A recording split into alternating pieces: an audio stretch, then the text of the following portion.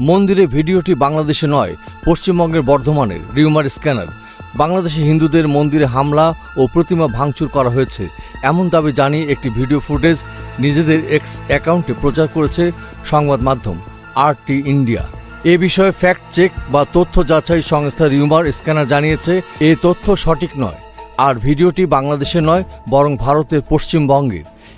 এ বিষয়ে গতকাল ফেসবুক পোস্টে রিউমার স্ক্যানার জানায় যে ভিডিও ফুটেজ বাংলাদেশে বলে দাবি করে প্রচার করা হয়েছে সেটা আসলে ভারতের পশ্চিমবঙ্গের বর্ধমানে একটি কালী মন্দিরের।